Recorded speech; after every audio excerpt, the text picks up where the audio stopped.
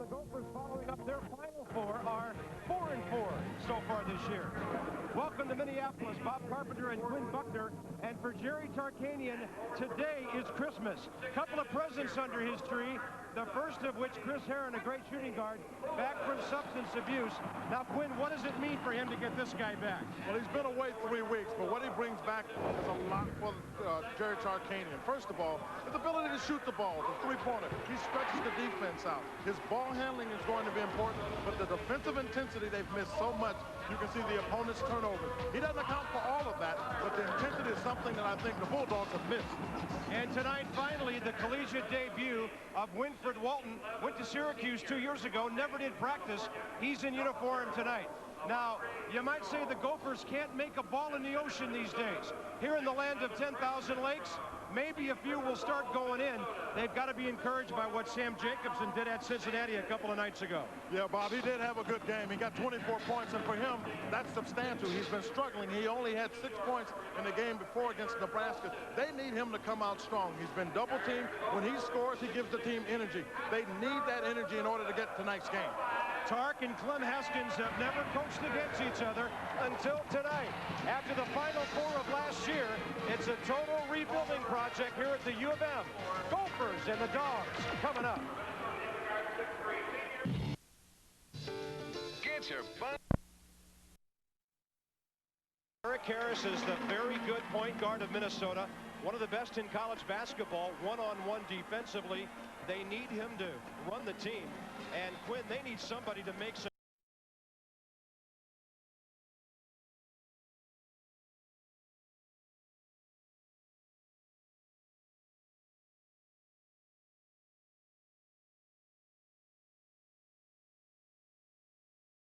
Shots and take some of the pressure off number 5. Yeah, well, they've got to be able to get somebody that can make some shots with Jacobson. Lewis can make it playing a lot of minutes early, so it's important that I think the tempo be controlled by Minnesota. You're playing at home. Opening tap control by the Bulldogs. Damon Forney looking for penetration. The switch to Roberson. He's got a great touch from outside.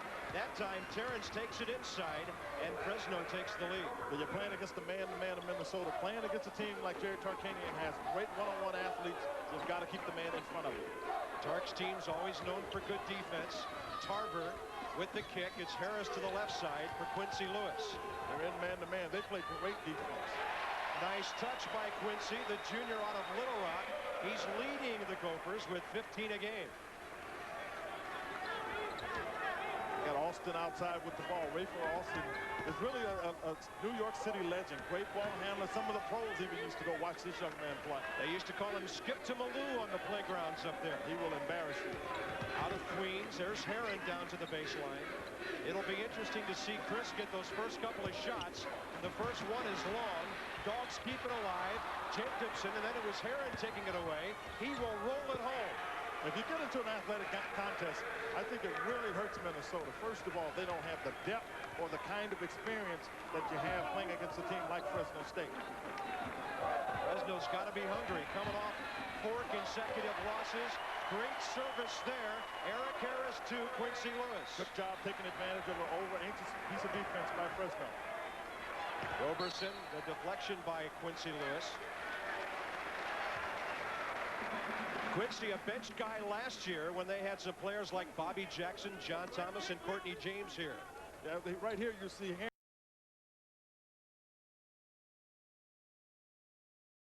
Herren get his jump shot off, so you know he's going to be looking to get some things going early. That's a 3. He's 3 for 8 now this year. He averaged 14 a game in the first couple of games against Florida A&M and then UMass before leaving voluntarily with a substance abuse problem. Yeah, it's one he's had before. They tried to get it under control, but he's obviously had some problem with it. But he's back. Jerry Tarkanian says he hadn't played in 3 weeks, and then when he came back and played, he jammed his right thumb. Damon Forney the foul as Sam Jacobson penetrated from the left baseline. Tark in his 3rd year at Fresno State after 19 high-profile years at UNLV with 12 NCAAs, 4 Final Fours, the national title in 1990. Well, I'll tell you, that team in 1990 was great. They played a Duke team and beat them by 30 points, 103 to 73. You know what a lot of people forget about Jerry Tarkanian? He had 212 wins in junior college before he even went to Long Beach State. Jerry's won everywhere he's gone. Got 25 years of 20-win seasons. Harris, nice transition by the Gophers, and a Fresno foul. On the other side, Clem Haskins, excuse me, who finally got some of the notoriety he deserved last year. In fact, many people feel he really sort of saved the postseason image of the Big Ten by making it to the Final Four. The league had all kinds of problems in the tournament in the decade of the 90s until last year. Yeah, and when you talk to Clem, he never looked at it that way. All he was trying to do was put together a program to have some success, but because of the lack of the success that had been had, as you stated, in the Big Ten, because they got to the Final Four, it did help, I think, tremendously what had been considered a tarnished image because of those losses. Tarver, strong rebound after the misses. Jacobson, look at Lewis. And finally, Kyle Sandin, the freshman, knocks it down. One thing about Fresno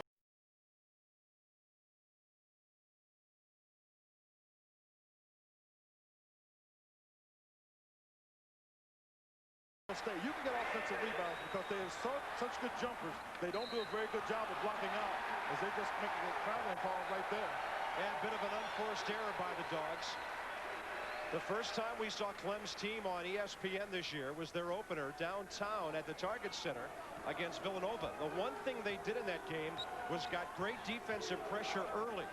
Then they cruised to a 68-55 win, and many feel that's the last good game they've played. Yeah, they really have struggled. That might have been the last good game they played. They played a pretty good game, I think, against Cincinnati as Sam Jacobson knocks down the shot. Cincinnati, a lot like Fresno State, may have had one or two too many horses.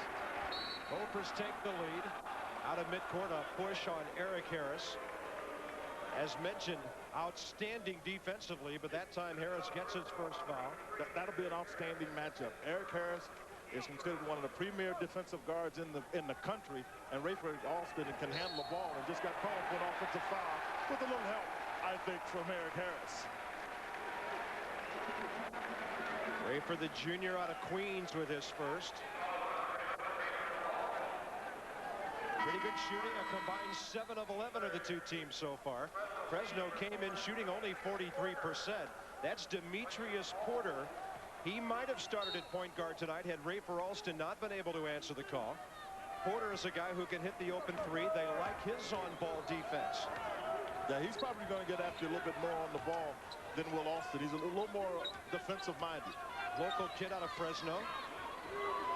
Lewis up with a high post for Sam Jacobson. What a matchup. Jacobson past Herren. Sam's hit 2 in a row. Well, Bob, he's got a height advantage over Herren, and all he needs to do is take his time. I thought Jacobson rushed that. He was still able to get it in, though.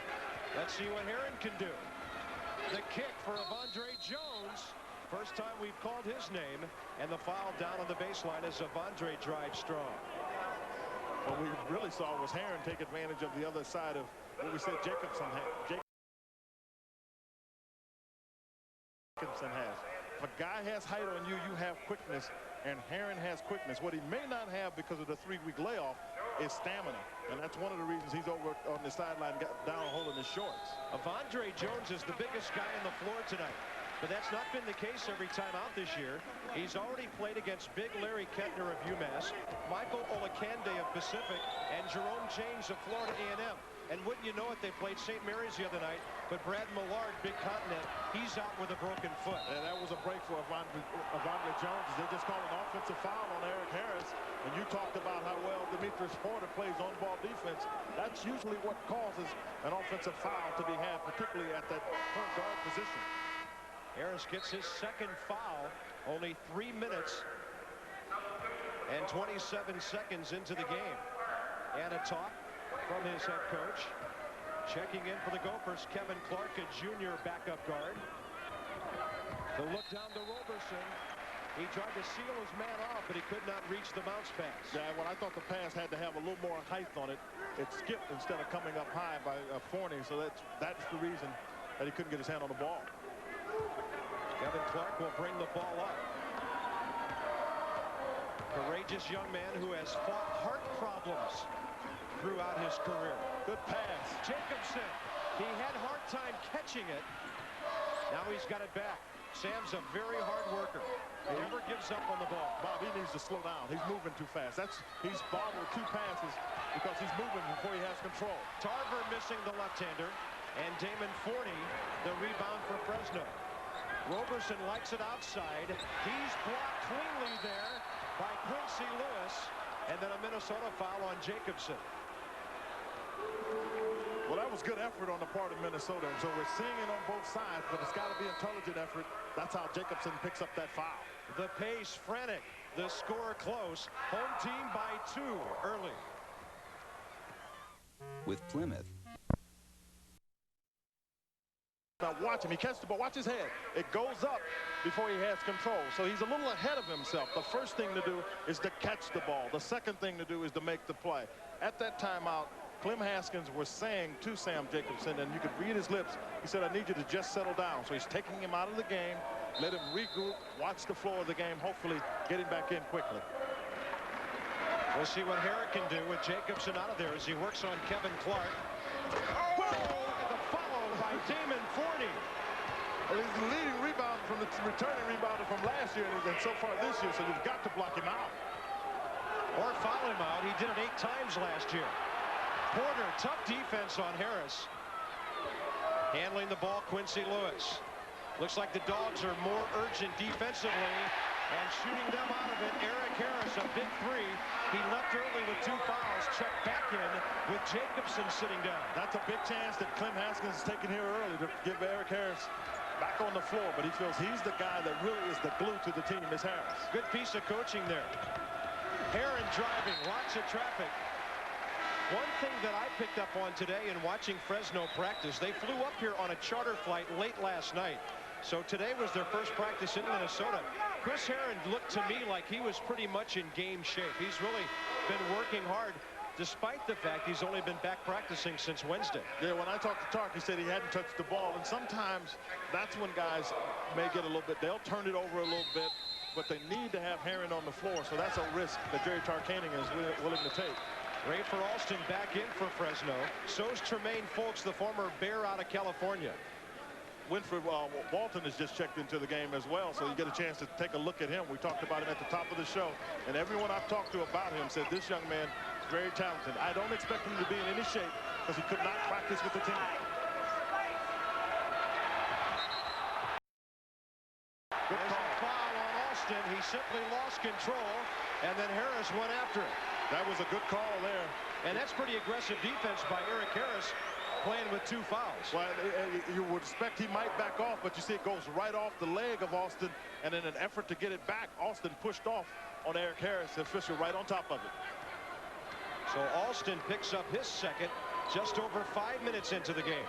Each point guard with foul trouble. Over the top of Andre Jones, no call. Everybody in the building thought it was a whistle. We don't have a partisan crowd here, do we? Lewis. Ball climbs out of bounds. Back the other way it goes. Quinn, I would have to think that in your days in the Big Ten with Indiana, this had to be one of the stranger places to come in and play with the elevated floor. It's an old barn of a building that they have renovated, but a real old-time basketball atmosphere here. Yeah, it really was, but it's one that I really liked because of what you said. It had that old-time kind of feel to it, and you knew when you played it here, this was the way basketball was meant to be played. It was Folks on the back of Quincy Lewis. And great block out by Lewis is what caused Folks to get that foul. All he had to do was back away. Quincy Lewis, a busy man with 4 points, drawing that foul. Jerry Tarkanian decides not to sit down below with his team. He's got a little stool up on the elevated floor, and he'll just stay it up there. Jerry's always been on the floor with his very famous towel where he keeps water in it, and that's why he keeps putting it in his mouth. And then he has one underneath normally that just keeps that towel dry and clean off the floor. Minnesota gave us towels before the game tonight. They said we didn't have to chew on them, though. Look at Kevin Clark. A whirling dervish is what that was. He had a jump shot, instead took it in and was able to put it down. Minnesota by 5, and answering quickly at the other end of Andre Jones. I really look for them to go into him more as the evening goes on because Minnesota doesn't match up real well with him. No, let's put it frankly, they don't have anybody that can guard him if Jones stays down on the block. Jacobson draws the foul on Herren, and Chris Herren's going to get himself a tee if he's not careful. He was jawing away at referee Terry Anderson. Now Mike Sanzier comes in to settle him down. Well, there's no question about it. Jacobson makes the turn. Now watch Herren's right arm. Now that's a foul. I don't care how you cut it. And then he's talking about his complaint was that Jacobson pushed off. Yeah, he did, but after the foul, you grabbed his arm. So that's really no complaint to be had there. In the first 6.5 minutes, we've got 3 key guards in this game with 2 fouls. 2 of them on Fresno. Got a long look at that one. Maybe too long for Eric Harris. 3 on 3. Gophers get good numbers back. Herren. No, that's a charge. no, they didn't. Oh, it's a block, excuse me. I agree with you. I thought they were calling it a charge as well, Bob. That would have been number 3 on Chris Herren. Herren gets the ball in the middle. You can see never really establishing position was the reason. If you can maintain position on your own man, that can be called offensive foul. They didn't feel in that particular instance that was the case. Terrence Roberson, good wingman at 6'7" for the Bulldogs. Herren will get a breather after narrowly avoiding his 3rd foul there. You don't want him to pick it up from being tired. That's why Tark takes him out. Winfred Walton's shot blocked. He throws an air ball. Backdoor rebound won't go down for Tremaine Folks. It'll be a foul on Minnesota. Normally, on a play like that, it's usually the offense coming over the top. Well, they called it on Sam Jacobson because I thought Folks had come over his back. But they make the call against Jacobson. And another guard has 2 fouls. So we've now seen Winfred Walton take 3 shots. He's had 2 blocked, and the 3rd one he takes about 26 feet from the basket. Well, they told me he can step out and shoot the 3, but that sounds like February to me. Well, yeah, but he'll shoot it. I mean, you're right. He'll be accurate in February. Coming up tonight after SportsCenter, Winfred Walton's former team, although he never practiced with the Orangemen of Syracuse. They're number 23 in the country. And speaking of former teams, how about Tark here and the Runnin' Rebels later with Tyrone Nesby, one of the outstanding players on the West Coast. Really enjoy watching him tonight after SportsCenter. Jim Boeheim has got the Orangemen playing pretty well. Todd Bergen and crew still, they got their game going right. Kevin Nathaniel checks in for Minnesota with Jacobson 2 fouls sitting down. Nathaniel, one of the guys not normally in their guard rotation. A 21-year-old freshman out of Lackland Air Force Base. He's a guy that they've got in. He played on the Air Force Base for 3 years, so he's got some experience. And obviously being 21 helps at any stage in your career, particularly as a player this young. His 22nd timeout has been taken by Tark. But what Clem Haskins is trying to do is match the depth of the bench that Fresno State has. Fresno State has very talented players, and in order to make sure you're fresh, Clem Haskins is making sure he changes his players in and out. By the way, that game tonight after SportsCenter, Syracuse at UNLV, is at midnight Eastern time. 9 o'clock for you Runnin' Rebel fans out there on the coast. This is the 4th of 5 games we've had on ESPN today, with Georgia Tech coming from behind to knock off Louisville. Michigan State winning at South Florida. Kentucky fighting off a feisty Tulsa team. Now this one, and the Orangemen with the Rebels later. Clem Haskins, his 12th year. L.J. Cook is 37 wins ahead of him as the all-time Minnesota leading winning coach. Well, Walton's not shy, and he throws up another air ball. Well, Minnesota came out of the timeout and went to a zone, and Walton, I don't think, really recognized it. Russ Archambault with the feed down low, and the ball comes loose for the Dogs. The pace is really frantic right now. Well, we figured it was going to get up and down because that's the way Fresno State wants to play. And I was talking about exchanging players. That's why Clem Haskins wants to make sure he can keep his players as fresh as he can. That was Terrence Roberson, a 44% three-point shooter this year. A whistle away from the ball. They call it on Archambault. He was going down the lane, and he pushed Rafer Alston. The Native American Indian blood of Russ Archambault reflected in that tattoo. He's from Fort Yates, North Dakota. Played right across the state line at Sartell, Minnesota High School. Good athlete. You can see he's got that tattoo on his arm. The one side says Native Pride. Literally learning to shoot on the reservation. Ray for Alston with the first point. And he's done some good scoring this year. He had 17 against Temple, 21 in the Pacific game. Folks avoided the foul over the back. He was working against Antoine Broxy there. It's Lewis for Nathaniel. On top, Clark.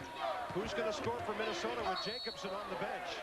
Clark will drive it in to draw the foul. Well, they may have called the foul. Did they get Roberson for the call? Looks like it. That'll be number 1 for Terrence. A lot of pace, a lot of fouls. 15 between the clubs already. You play with these are two tough defensive teams, and you get fouls in games like that. So I'm not surprised that the count is up. What has to happen, though, particularly for Minnesota, is they can't afford to get too many of their backcourt people in foul trouble. Miles Tarver back for the Gophers. He did some starting early.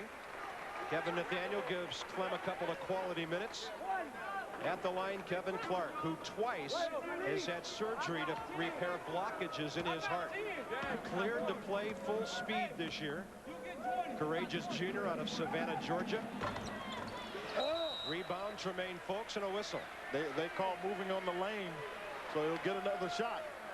And by the way, we are not in the experimental rules phase in this game, so as many as one can crowd around that free throw line. You'll see number 23 in the center of your screen. Actually, they actually call it number 3. Yeah, Damon Forney. Yeah.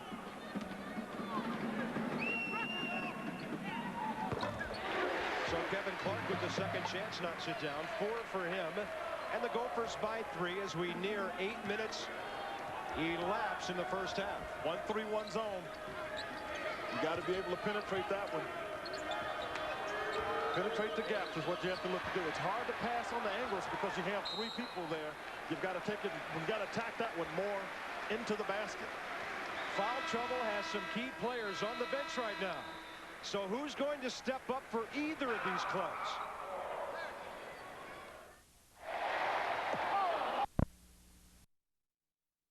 Fresno State. It's the WAC and the Big Ten here tonight.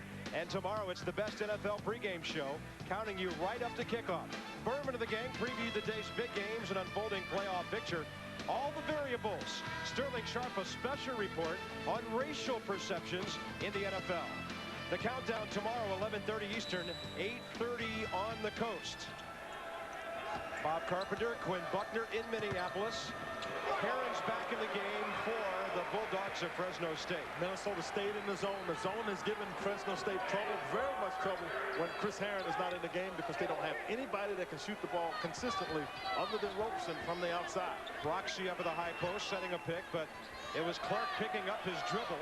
Tarver turning to face the basket. There's Broxy over Avondre Jones.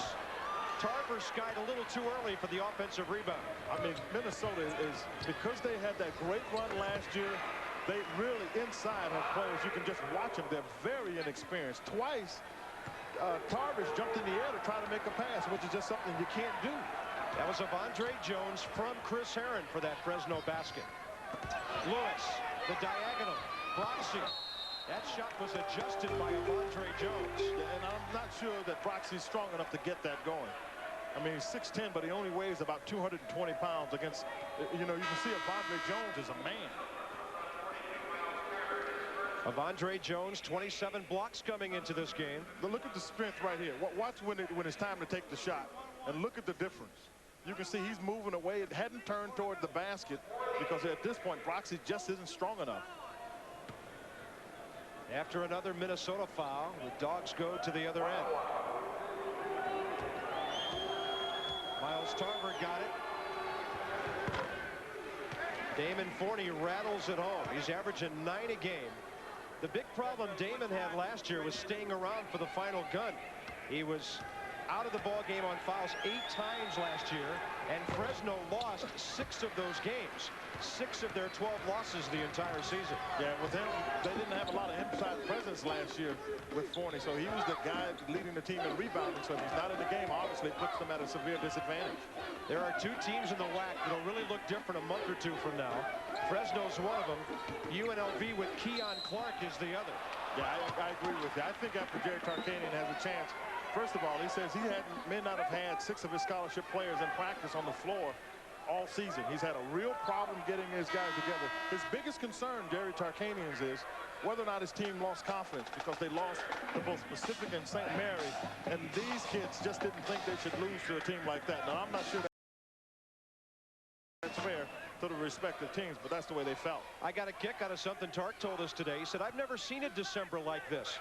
This from a man who played 10 road games December of '96. He said that might have been the worst thing I've ever done to my kids in my entire career. Yeah, I think he overscheduled last year, and sometimes coaches do that, but at least he understands it and he's trying to make up for it this year. Well, they accumulated so many frequent flyer miles they can charter this year. You've been dying to get that one. I'll give it to you. Very nice. It's all of our dream to have our own plane. Tark has one.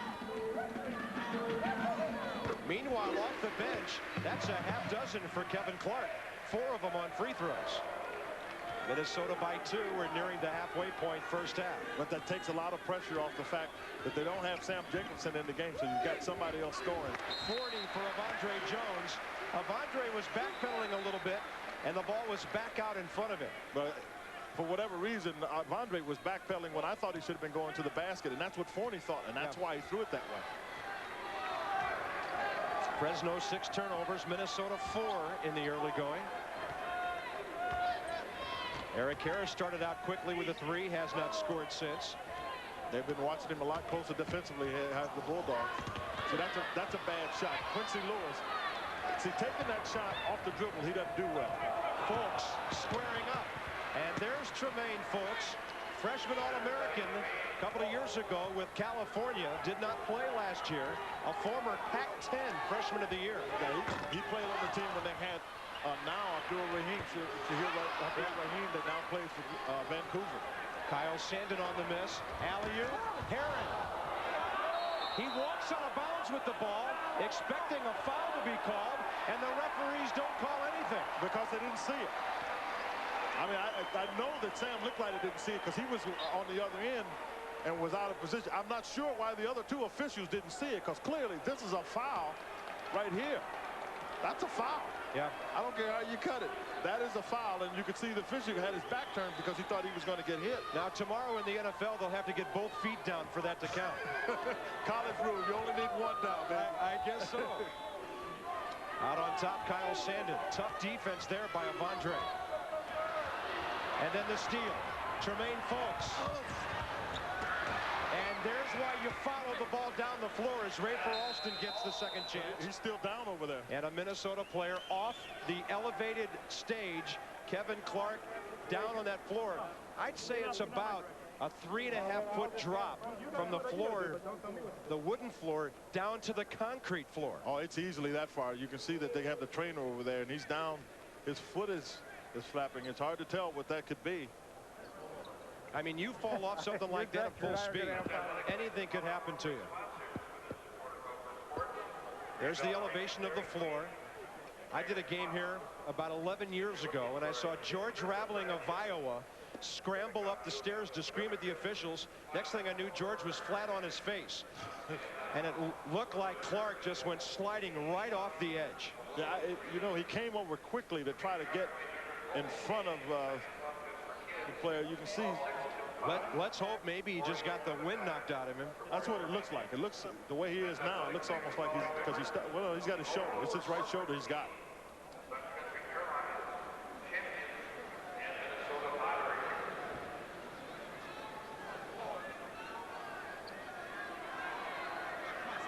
Yeah, he might have come off that thing on his right shoulder. You can see now his foot will get tangled. See right there, it got kicked out from under him, his left foot. So he slams hard on his right shoulder.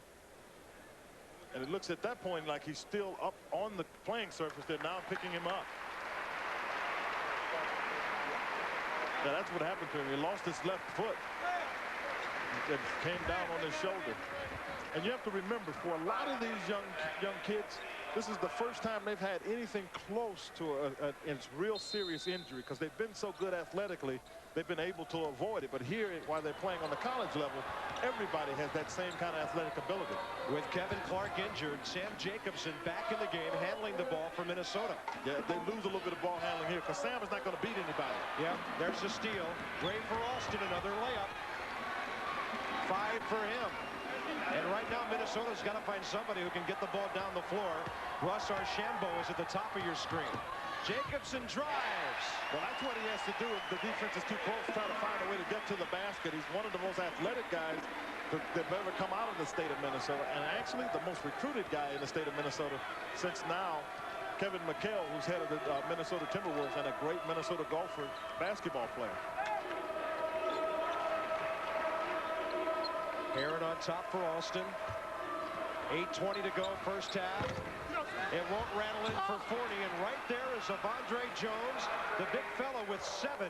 He's averaging 9 rebounds a game. One of the things that happens when you play against a zone is nobody blocks out a man because you're playing an area. That time they didn't get to a man, Avondre Jones. That was his 5th rebound of this game. Nice look. Tarver unable to finish after Eric Harris got it to him nicely. And then Kyle Sandin couldn't deal with Avondre Jones in the back door. Oh, the ball hits the rim as Forney was trying to catch it. It was the only reason that it wasn't thrown down, because you could see the eye contact was made a long time ago. Harris penetrating. Nice dish. The left-handed freshman on the back door. Good read by Eric Harris. Going to the defense, stops you, make the play. Kyle Sandin out of Thief River Falls, Minnesota, a redshirt freshman. Averaging only 3 points a game, but they've been starting him lately. They simply need size in there. He's 6'11", 260. Tarver. Harris. Back to Tarver. What a move by Tarver. Basically, the ball was almost put in his hands by Folks, and he's able to move away and get a dunk. Tark wants a timeout.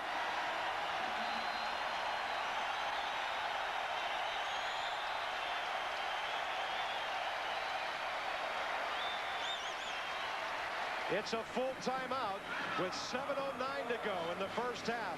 Minnesota makes a bit of a run to get back even. When I first met Kimberly, she was a scared little girl.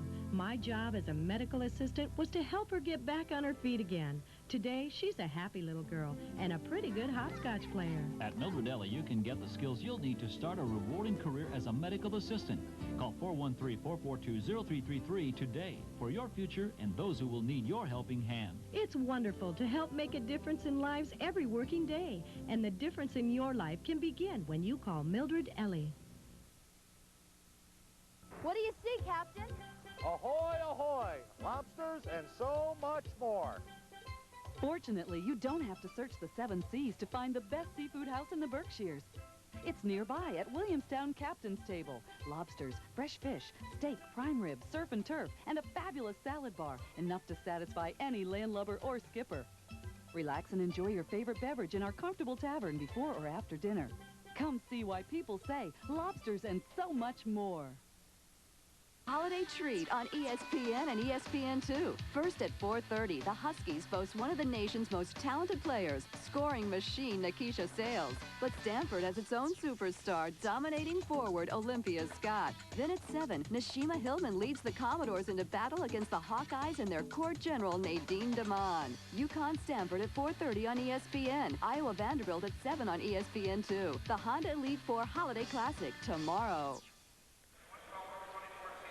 A mini run by the Gophers, 6-2 over the last minute and a half, gets them back even at 27. Defense is where it starts. You see Tremaine Folks puts it out there. Then he tries to trip Miles Tarver, and then Tarver gets out and runs, gets the ball from Harris and moves it away from Herren for the finish. And with 2 fouls, Chris Herren has to let him go by. They've got Tarver up at the top of that defense against Walton. Penetrates. Avondre Jones hooks it up and in. 9 for Avondre, who's heading for a double-double tonight. It doesn't hurt when you've got somebody 6'8", 6'9", like you do with Winford Walton that can make a play like that. Little switch on defense. Herren against Archambault. Tarver the pick, and Herren goes down, and Tarver really laid him out. I think Herren faked it. I think he got hit, but Herren faked that. First of all, I think Herren is a really tough kid. Now, he gets picked. There's no doubt. See, he didn't hit him that hard. He went up. If he'd have gone toward him, he should have gone down on his back like that. That's just, matter of fact, that's a pretty light pick, particularly in the Big Ten. That's a light pick. Talking to Tark about an hour before the game, I said, what about this kid Herren? He said, you know what? He's a tough guy. Yep. And every team needs a tough guy. Yeah, that's exactly what he did on that play. Played it tough, act like he got hit hard, went down, and he got 2 foul shots out. He got a penalty for it. Tarver takes a seat with his second foul. Herren to the line. You know, here's a weird stat. This guy's a great shooter. 2 out of 10 from the line this year. Yeah, that is pretty amazing. He's a great shooter with range, but he just doesn't shoot foul shots well. And Sam Jacobson's not known as a great free throw shooter either. Archambault tough on Herren here. Now Herren will try to take the challenge. Archambault deflects it. Broxy finally up with the Devondre Jones. That ball went about 55 feet with nobody in control. It looked like a pigskin the way it was moving. Wow. Oh, big fella. Well, easy. His first collegiate basket. Well, I tell you what, he'll get a lot of it based upon the shots he takes. He takes a lot of shots.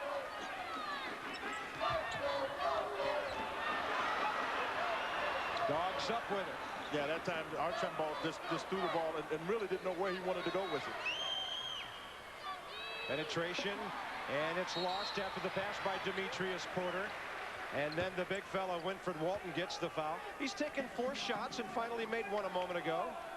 You watch him, he's up and out, he's 6'8". Now watch him go up and under Broxy, who's about 6'10", able to get it up with a little touch for the big fella who has not practiced with the team. So these are just moves that are just pretty much natural, if you will, or just picked up off the streets. You can see he may be a little winded. State of Michigan Player of the Year 2 years ago.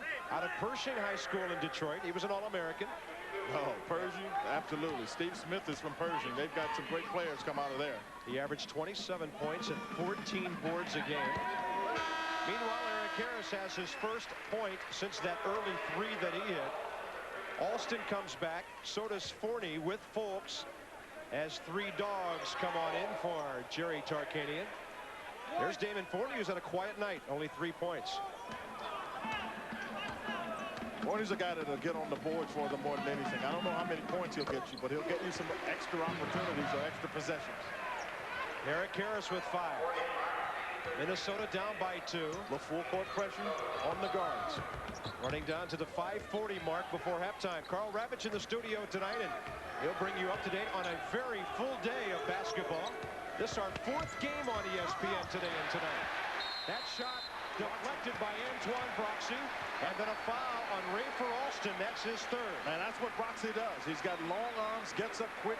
He is a shot blocker, able to get to that shot that Alston thought he was going to have a chance to get. He was obviously frustrated. So we may see a lot more of Demetrius Porter here shortly. Well, not only that, they've struggled so much in terms of trying to handle the ball here with Herren out. You lose one extra player, so you lose a little bit of your rhythm when you have to go to your second guard, who happens to be a freshman. They're trying to decide what they can't bring in Demetrius Porter yet. And meanwhile, Rafer Alston had already walked to the bench knowing he was done with 3 fouls for the rest of the first half. Yeah, they just brought it, you're right, and they just brought him back on the court. They'll let him go out in between the free throw.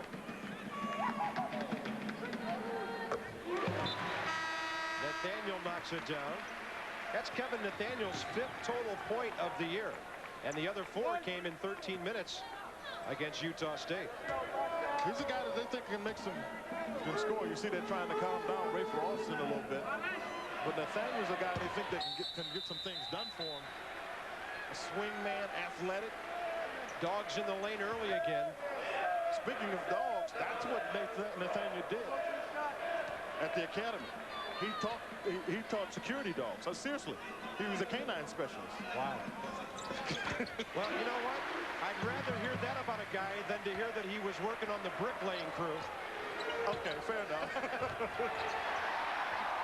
The steal. then another one.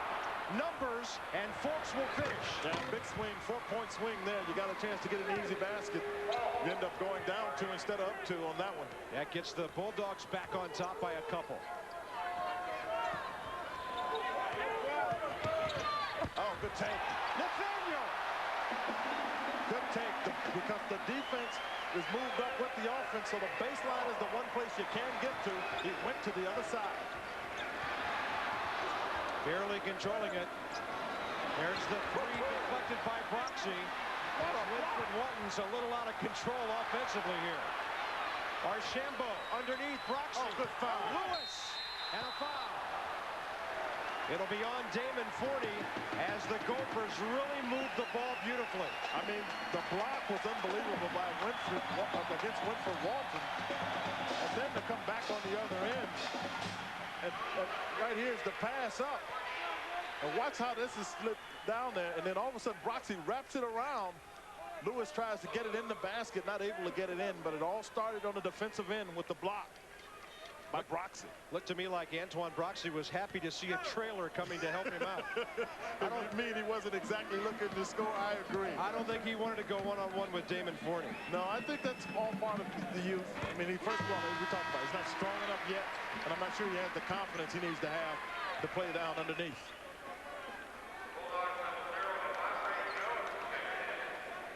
Seven points for Quincy Lewis now. Fresno State's backcourt. Yeah. Herren has a couple. That one rattles in, and Quincy has 8. He's their leader in scoring, blocks, and steals. This is what Herren does. We talked about it at the top of the show. If Herren can get it when Austin's out of the game, he handles the ball quite well for them. The drive has to adjust it. Broxy's getting in everybody's way now. He's just covering up the basket. He's 6'10" with a great wingspan. From the corner. And that ball might have been touched just a bit by Folks. It looked like Quincy Lewis needed the dribble to get set for that spree. You know, the thing about Quincy Lewis that I see is last year they called him instant offense. And I think that's what he is. I think he gets overextended in the minutes because they don't have anybody else that can play big minutes other than Lewis. And so he doesn't keep his rhythm. Big time move by Damon Forney on the fadeaway. He has 5. We're tied at 35. Coming down to 3:45 first half.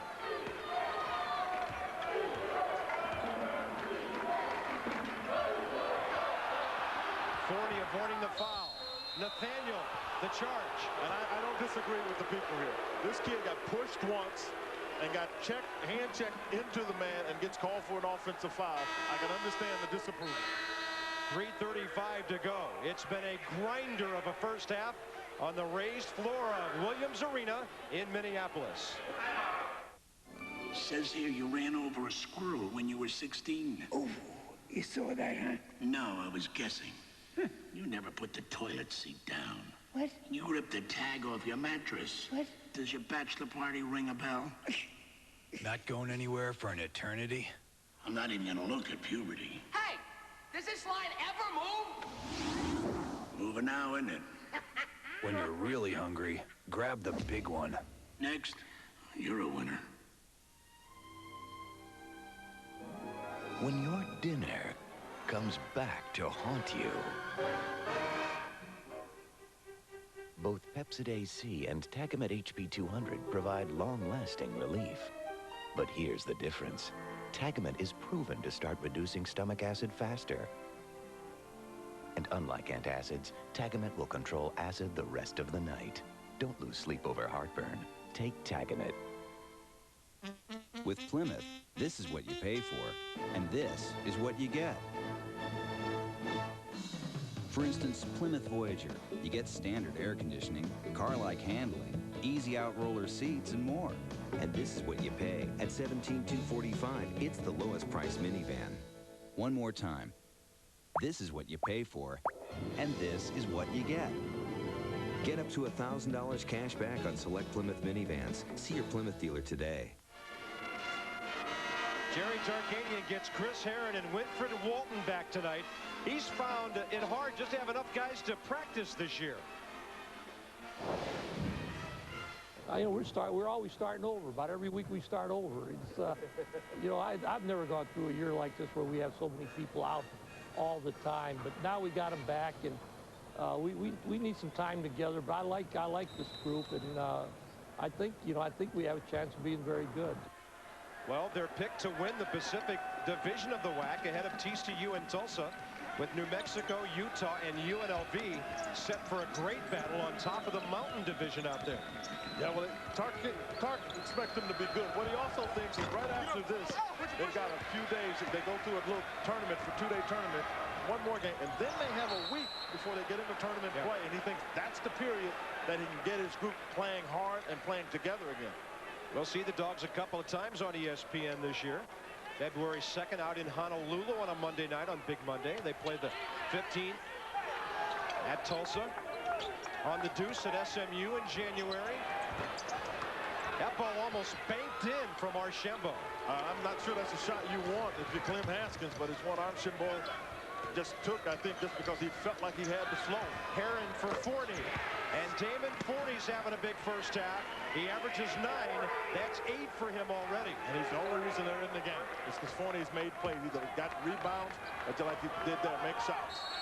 There's some of the tough defense we talked about that Demetrius Porter gives Fresno. Their assistant coach, Johnny Brown, told me the other day that they're reminded of last year's WAC all-defensive guard Dominic Young when they see Demetrius going one-on-one with people. He's a freshman out of Washington Union High School in Fresno. Enrolled part-time as a student last year to get the grades in order, take care of his high school transcript, and now he's playing. And that was Johnny Brown, former Lobo out of New Mexico. They've got enough players over there that they were hoping to be able to bring Porter along a little more slowly than they've had to. Yeah. But as Stark says, he doesn't have a choice. He's got to put him out there because he can't get a unit together to play. So the guys that are healthy get on the floor. They almost, I mean, the Bulldogs almost tipped that in for the Gophers. Yeah, a little more spin would have been over the iron. Tremaine Folks finally came down with it. Fresno by 3, 2.5 minutes before halftime. Herren alley-oop. Folks couldn't control it. Right down the middle goes Harris. Nothing there, and he pulls it back out. They wisely pulled it out because there was no opening there, and a miscommunication between Nathaniel and Jacobson. Nathaniel thought that Jacobson was going baseline, and Jacobson came to the top of the key and the ball got thrown out of bounds. Because of the fouls, the most minutes Kevin Nathaniel's had to play this year, and some of the inexperience showing through on that play. Tark calls another 20. It comes with 2:15 remaining before halftime. And at halftime, Carl Ravitch will handle things in our halftime report. He'll bring you up to date on a WAC team, number 24 TCU. Billy Tubbs has the Frogs playing some serious hoops this year. And against number 3 Kansas they play. Tulsa gave Kentucky a good one for a while at Rupp Arena tonight. Other highlights from the top 25 coming up this evening at halftime. Billy Tubbs has got nightclub running again, very much like he used to have at Oklahoma. He gets his team out running. They try to get big numbers on you and force you to have to match up. Every time I hear Billy Tubbs' name mentioned, I think of a quote he gave us once at OU. He said, if I see more than 2 passes on a possession, I want to know why. You don't need a shot clock with Billy Tubbs' team. They are really fun to watch, those Frogs. Picked right behind Fresno in the Pacific Division of the Western Athletic Conference. Tough to try to cut down on a lead when you're playing the zone. So at this point, what the Gophers are trying to do is kind of stay out of foul trouble and stay in rebounding position. Sandin after it, cannot save it. It'll stay with the Bulldogs. And Clem Haskins got just what he wanted. A tough shot taken by the Bulldogs. What he did not like was his team could not come up with the rebound. And they will tell you, anyone will tell you, you're on defense until you get the ball. Herren way out. That ball never got iron. That ball never had a chance. I mean, if they hit the rim, they got a chance. And after a shot like that, you'll often see a foul because nobody knows where it's going. And Tremaine Folks gets his second. And I looked at Chris Herren, and you know, some of this could be, you know, you miss that competitiveness, you lose a little focus here. I saw him go over to Tark and basically said, my fault. He knows he took a bad shot. He was stroking it pretty well today at practice, but you can't simulate game situations in a shoot-around. No, you can't. I mean, and as we talked about here earlier, it's been out 3 weeks. The same problem Winford Walton is having. I mean, he technically almost has not played basketball at least 18 months, 2 years. That's why he's having trouble getting the rust off his game. Eric Harris with a half dozen after that make. 2-point game, running down to the final 90 seconds before halftime. You got to watch him the backside. The zone's been changed. It was a 1-3-1. It's now a 2-3. And the reason being, they're trying to make sure there's no lob.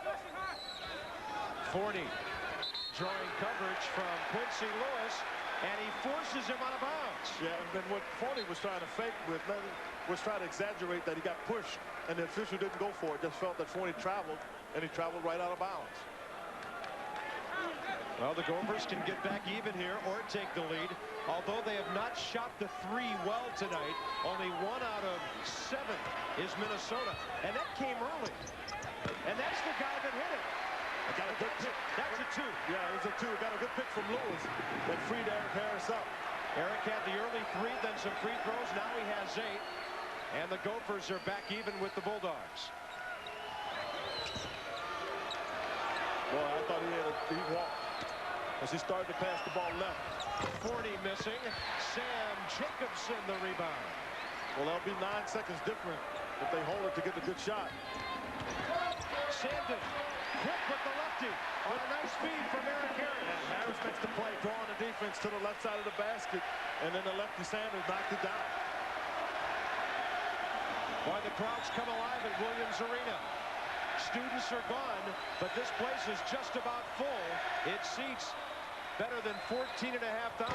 Let me tell you, I see Chris Herren and Demetrius Porter say, put up one hand trying to say one shot. Wow. One finger, and then Tremaine Folks take the 3-pointer with 15 seconds on the shot clock. On the road.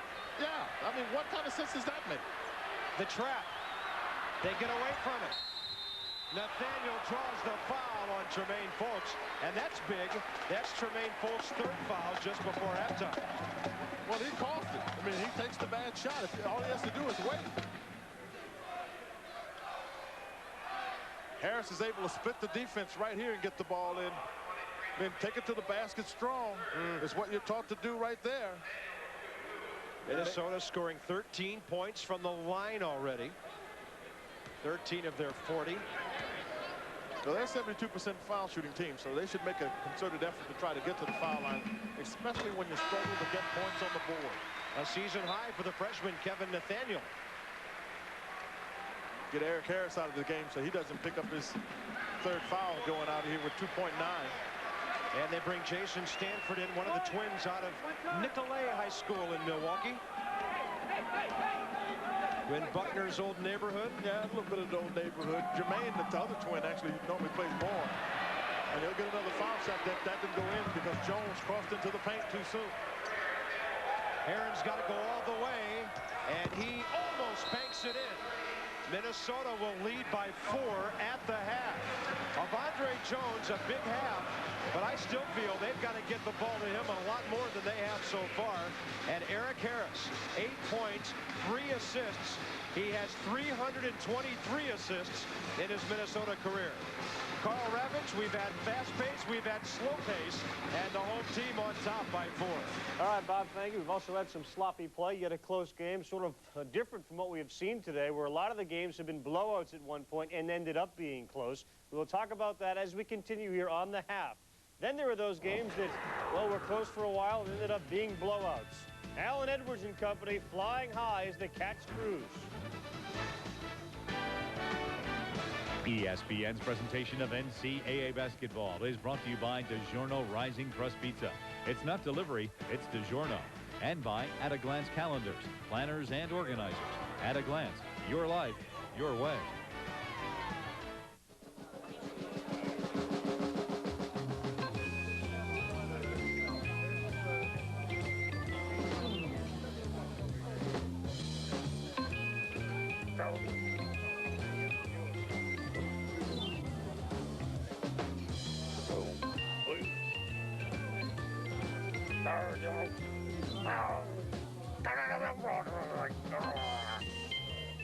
Plus, a kind of pocket-light thing from Polaroid. When you're looking for anything from gold bulbs to silver bells, stop in and see the folks in the Red Vest. They've got plenty of decorating and gift ideas to make your season bright. Holiday season or any season, Ace is the place for the helpful hardware folks. Pizza? Hey, who delivered? Actually, it's not delivery, it's DiGiorno. Where's it from? I believe I said it's not delivery, it's DiGiorno. Who'd you say delivered? It's not delivery. It's DiGiorno. DiGiorno Rising. That zone, why not? Yeah, we talked about it at the top. Chris Herren was supposed to help to shoot that zone out, but they weren't able to do that. And what you need is somebody that recognizes, right here, this pass has to go. That's recognition that a good point guard would have. But instead of doing that, what he decides to do with the ball is he takes it over to Chris Herren. Here's the guy that should make the play. He's got to drive this area to force these two defenders so he can make the pass there. But instead, he chooses to take the ball to the other side, and now he throws back across his body. There's nothing Porter can do with the ball, and the defense collapses. So they have to have better recognition in the zone defense. Team started out shooting well from the field, and then settling for 43% was Fresno State. That's their average for the year. Minnesota normally at only 42, so they shoot better in the first half. Look at the difference of the free throw line, a 12-point differential on 13 more attempts by the home team. And it went 8 from 8 off the bench, did Minnesota, and that's a big part of the reason that they got a lead, because Jacobson did not come forward like we wanted to see whether he would do offensively. Kevin Nathaniel, 6 points off the bench for Minnesota in that first half, a new season high in minutes for him. Kevin Clark injured. He's got a shoulder problem. They say he might try to go here in the second half. Rafer Alston playing with 3 fouls, running the Fresno offense, and immediately a turnover going back the other way. Just how it started in the beginning of the game, I recall very definitely you're saying unforced turnover. That's exactly what that was. And Jerry Tarkanian looking in dismay. We can't even catch the ball. If you can't catch it, you have a heck of a time playing this game. You know, Tark's got something at stake here tonight. Only once in his career has a team he's coached lost 5 games in a row. And that hasn't happened in almost 20 years. In fact, only 2 other times has he lost 4. Avondre Jones quick on the catch and the shot. Maybe at the fringe of his range with that one. No, I think he was out of his range, if you want to know the truth. That's why I was being polite. Yeah, fringe is a good way to put it.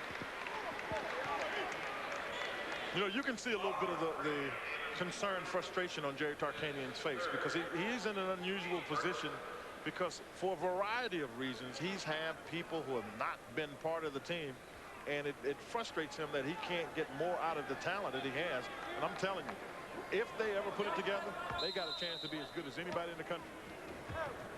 Yeah, this is a team that some expect, when they get everything going, could go deep into the NCAA tournament. They were preseason number 7, number 8 with some polls.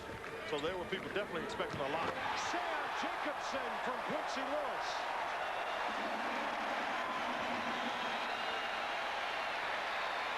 Jacobson with 8 points on the night, and for Quincy, his second assist. Well, let's see if that boosts his confidence, Bob, because sometimes a shooter needs to be able to get an easy basket. We'll see if that dunk gets him started. Herren for 40, who picked up his 3rd foul a moment ago. Bayman is a good offensive player tonight. He's into double figures, plus he has 6 rebounds. Well, he has been a load down there, but he's going against Tarver, and he's got an arm reach on Tarver, who just makes a great pass inside to Sandin. Avondre Jones with the foul on Kyle Sandin. When you get a chance to get an easy basket, if you'll watch, you'll see that there'll be a pick. There's a pick right there, and the defense doesn't talk, and Jacobson just goes around. You see, he goes around. There's no talk at all. Jacobson able to get free to get the dunk. And as I said, I hope the confidence rises for Jacobson, because he struggles so much with his game so far. Tarver for Sandin. He goes baseline against Avondre Jones and gives it up. Dogs in transition. Roberson's been quiet, and he stopped cold that time. Jacobson straight ahead to Harris. Back to Sam. What a good run out by Sam. And a pass by Eric Harris to get it back to him. Maybe with what happened in Cincinnati the other night when he had 24. And now 10 tonight. Early second half. Sam is back. Austin the miss. Tarver the Minnesota rebound. Harris doing a great job of running this club. And Kyle Sandin looking right at the official in disbelief as Sam Licklider rings him up. I don't know if I'm not like Clem Haskins on that, but if you can stay aggressive defensively, some good things can happen for you. You see, Lewis gets his hand on that ball. This is the one Sam Jacobson threw up to Eric Harris, and he kept running, and Harris gets it back to Jacobson for the finish. So now Jacobson has 2 baskets, both of them in close, so maybe his confidence starts to soar. Avondre Jones gets nothing with that one.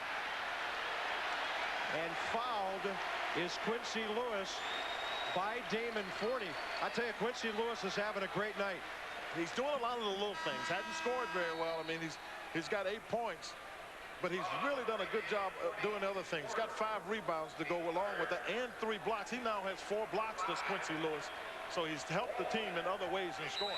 Damon Forney collects his 4th foul with 17-13 to go. And now you've got to look for Chris Herren or somebody, maybe Roberson, to do some scoring for Fresno. Yeah, because you lose a lot of your offense because Forney was doing a good job on the inside. Harris, Ryan Avondre Jones, Sandin for Lewis. A lot of traffic in there. The deflection by Avondre. And he stops Lewis cold that time. But the Gophers will keep it with 12 on the shot clock. The one thing you've noticed in this game, Bob, particularly against a team like Fresno State, but I think all the time, when you go to the basket, you better go strong. Jacobson forcing one a bit. Tarver got that rebound strong.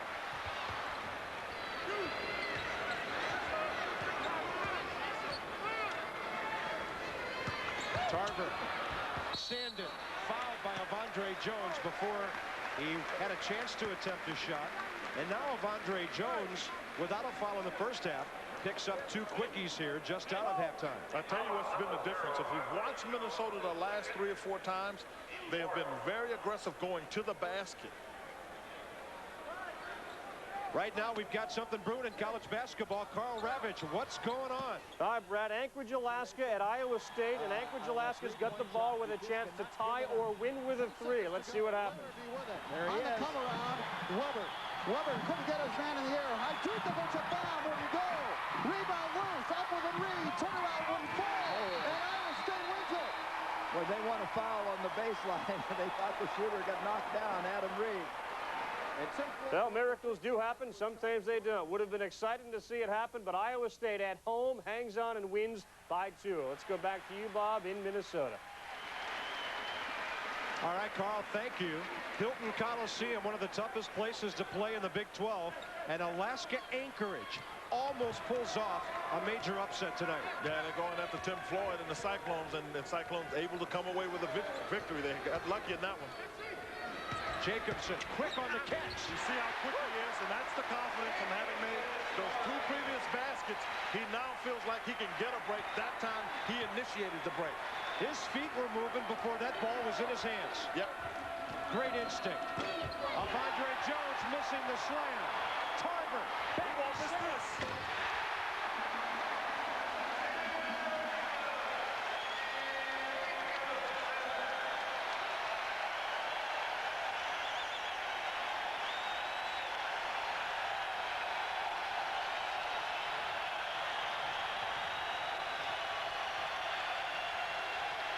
Winford Walton way short. Here comes Eric Harris. They tried to go deep for Quincy Lewis. It'll go back the other way. Minnesota with its biggest lead, and Williams Arena has erupted.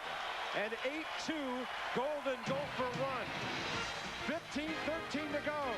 Sam, the Bam, and they lead by 10.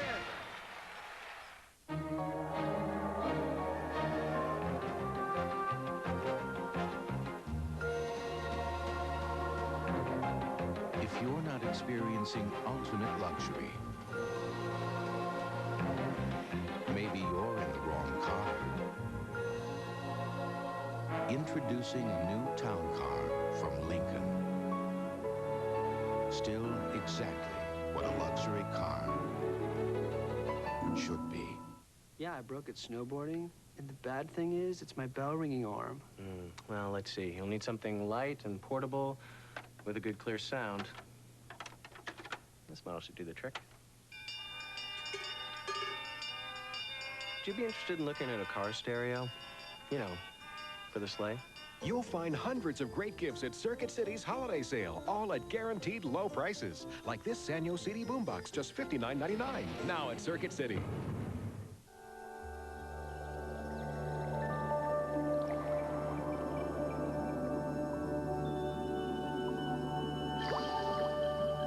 Conchitoro. Taste says it all. I've been to the Edge, they've been to the Edge. Hey, your Aunt Zelda's been to the Edge Pizza. So where have you been? Just ask for the Edge Works, where 6 toppings go right to the edge of a thin, crispy crust. So you're only $8.99 away from 16 pieces of pure pork gratuitous toppings. Come on, have you been to the Edge? Well, maybe some other guys need to hold up some towels that say Quincy. Sammy's getting it done right now. Sam Jacobson with 14, but a lot of it's because of Quincy Lewis's defense. Yeah, it was the defense that gets the ball to this end, but you see Sam Jacobson, as you said, had the move planned as soon as he got the basketball. What he did the first is he caught the ball. In the first half, he would have made that same move, but he already was looking to make the move before he had the ball. Chris Herren stopped cold by Kevin Nathaniel. They're getting hammered. Fresno State's getting hammered. See, Jacobson takes a little bit of a break now, averaging just under 14, has 14 now. Field goal percentage is not what it should be, but if you can get more layups, more dunks, you got a chance. Herren, nice look, and fouled by Quincy Lewis is Larry Abney, who we see for the first time tonight. Not a guy really in the top 8 of the Fresno State rotation. No, I thought they called that on Kyle Sandin. Yeah, they gave that to Sandin because Lewis had that clean. We should have known. He's blocked everything else tonight. He has been doing an outstanding job, and you expect Lewis to do a lot of things, but not come away with so far 5 blocks. A career high. Larry Abney did not play as a freshman because of academics. Played some JUCO ball at Fresno Community College, and he goes 1 for 2 there. It's a 50-41 Minnesota lead. They went on an 8-2 run out of halftime into the first timeout. Well, he has carried that ball twice. Harris on the back door. Kevin Nathaniel with a career-high 8 off the bench tonight. Got some pretty good instincts, doesn't Nathaniel? Got that time inside after the shot was taken. If you take it that quickly, he was able to position himself to get a little putback. Avondre Jones. That's 11 for the 6'11 senior out of L.A. With full court pressure. Nice. Harris. Sandin off balance. He was actually coming down trying to make the tap. Hey, you know what? He's a freshman, and he doesn't understand the strength you need to get something like that done. Alston for Abney, and that'll be number 4 on Kyle Sandin. Yeah, and they'll lose some size if they've got to take him out with 14 minutes to go. Yeah, he made the mistake on the other end, and in an effort to get back, just does not do a good job getting in position. Good pass by Alston, and Sandin was just running up, and then that time he just made sure that Abney didn't get the ball toward the basket. This could be a real key point in the ballgame right now. Sandin sits down.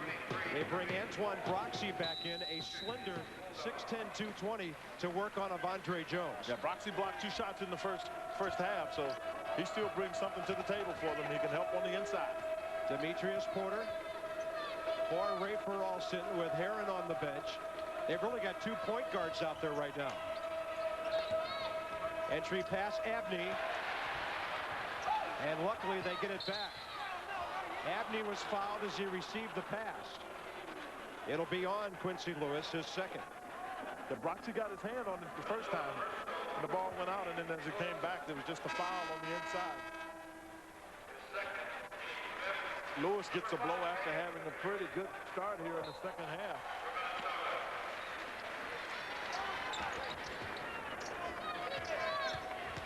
Porter with penetration. Strong rebound of Avondre Jones for a moment. A possession call. Fresno keeps it on the arrow. Yeah, you know, Broxy was strong in going to get it, but I don't think he was strong enough in holding on and clearing himself after he got the ball. Well, I don't know about his choice of weather moving from Tampa to Minnesota, but they do like him here, and Clem says he will be a good player because of those long arms. Oh, it makes up for a lot of sins. They have that kind of length. Andre Jones, the fadeaway. Rebound, Broxy, and he traveled. Yeah, he did.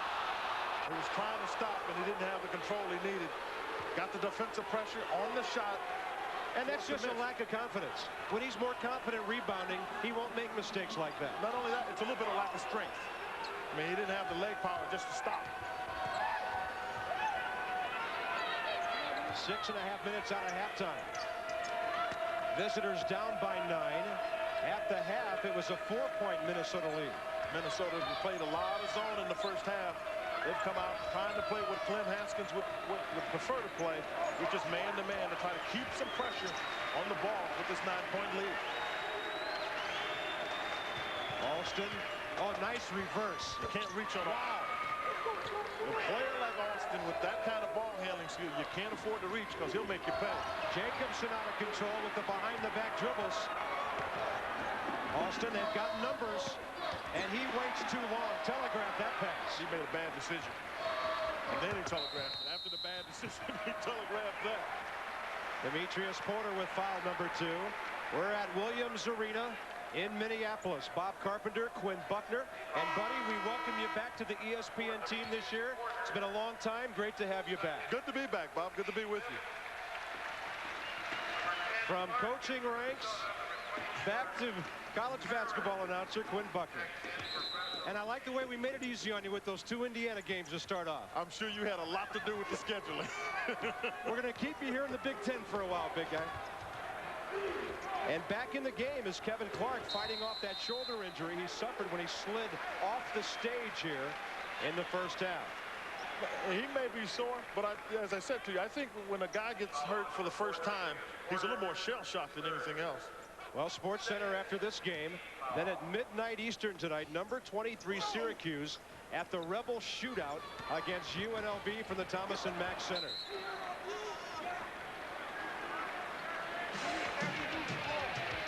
Orangemen trying to still recover from the loss of Winford Walton a couple of years ago. Jim Boeheim thought he would be a foundation player. Tyrone Nesby may be just that for Billy Bano and the Running Rebels. That'll be a dandy tonight. Have a Big East whack matchup in that one. I guess the shoulder's okay, huh? Hey, a shooter is a shooter all day long, and he's a guy that's been a lot of inconsistent. Not a little inconsistent. I don't know if you can be a little inconsistent, but he's a guy they think can score and score a lot on the college level. Looks like Sam Jacobson on the back of Andre Jones with a foul away from the ball. That'll be Sam's 3rd. Quickness of Kevin Clark. He gets Demetrius Porter leading. It's right in there and strokes the ball right off the dribble. So as you said, that shoulder's fine. Well, Clark and Nathaniel 8 each off the bench. Jermaine Folks trying to take on 3 Gophers. Actually, pretty good defense, I thought, that time by Sam Jacobson just to stay in front. Now, in the defense of Jermaine Folks, he fell on his back several weeks ago. He's really been battling a lot of back pain. It's very difficult for him to get loose. Oh, my. Like that, young fella. Kevin Clark. You send a guy to the locker room for a half hour, he comes back with fire in his eyes. He threw that little elbow, so he was ready to get some energy. And Herren tries to make a play on the other end. Keeping it alive for the Bulldogs is Folks. Finally, a Minnesota foul as some bodies go crashing. That's Tremaine Folks going at Kevin Clark. And Kevin Clark has been a little feisty, so he needs to be settled down as well. And Folks standing up to the task. Officials appropriately standing in the middle of that to ensure that it becomes nothing less than a little conversation. Antoine Broxy the foul. To the line goes Tremaine Folks. 13 points a game as a freshman a couple of years ago for Cal. And he played 13 games his sophomore year before he got suspended by the NCAA. And he steps to the line after the foul on that man, Broxy. This guy's a specimen at 6'8", 220. You know, but he left. I mean, we're talking about folks here. I mean, he leaves Cal because of playing time. Yeah. I mean, he didn't leave necessarily because of Todd Bozeman, because they had players there. So, you know, here's a guy that at some point has got to stand up and make a stand, if you will, with his game. And I'm sure Jerry Tarkanian, is waiting to see that happen. Half of his rebounds this year have come at the offensive end. 5 points he has for Tark tonight, and it's the Dogs down by 10. Still shaving with blades. We know how you feel about that. The Norelco Reflex Action Razor. Anything closer could be too close for comfort. If you got a beard, we've got your number. The adjustable Maverick beard and mustache trimmer with 6 different settings. Man, does this do a number on beards. Maverick from Norelco. Oh, say does that star-spangled banner yet wave o'er the land of the free and the home of the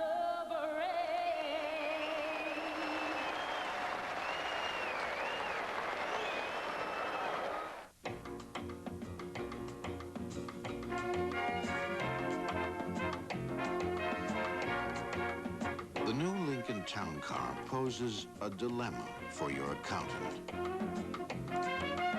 Is it travel or entertainment? The new Town Car from Lincoln. Still exactly what a luxury car should be. Clem Haskins has been waiting for his Gophers to shoot the ball better. Tonight, they're at 49%, but it hasn't been that way for the most part this year. Well, number one, I think the thing is you have to have better ball movement. We probably weren't showing enough patience to get the ball to Quincy and Samuel enough. And when you're playing guys like Kevin Clark, first time he played, and Ross and Shambo was the first time he played, and Kyle Sanders, Antoine, and Jason Stanford, those 5 guys never played a college game in their life before. And Miles Tarver and Quincy now were sub-players. Now they become role players last year. Now they're starters for us. So the key word is just time and patience. Well, these are a young bunch of Gophers. They lost 5 players off that team last year, 3 starters and 2 key reserves. Not many programs can rebuild from that immediately. No, I mean, it's hard to recover from that because those are heavy minutes. I mean, here's the kind of talent you're looking like. Clem Haskins lost 2 guys to the NBA. John Thomas is with the Boston Celtics, and Bobby Jackson, who was the Big Ten Defensive Player of the Year and the Big Ten Player of the Year, are the 2 players he loses. You don't replace that overnight, and Clem Haskins knows that. Courtney James is in Greece playing. Trevor Winter, Charles Thomas, a couple of key reserves. Charles now playing at Eastern Kentucky in the Ohio Valley Conference. Kevin Clark now with 11. He is Mr. Bench for the Gophers tonight. Now, he's been solid. I mean, he made plays in the first half until he got hurt. And I don't know if getting hurt energized him, but he came back here, and now he was like the bunny going out here in the second half. Still going, huh? Gee. Little half-court zone pressure. Gray for Alston as they keep it away from the trap. That's one of the few times tonight Herren's been able to spot up, but he couldn't knock it down. Timeout in the backcourt called by Kevin Nathaniel. That'll take 20 seconds because Kevin Nathaniel was off balance, and the right thing to do, Winfred Walton was doing. Crowd him, and he was falling off about to travel. 58-46 Minnesota with 10:58 remaining in the game. Well, the women will hoop it up in the Sunshine State tomorrow. It's the Honda Elite 4 Holiday Classic, first on ESPN at 4:30 Eastern. How about this one? Number 3 UConn, number 13 Stanford. UConn undefeated regular season last year, and Stanford made it to the NCAA semifinals before ODU got them. And then switched to the deuce at 7 Eastern, Iowa and number 8 Vanderbilt.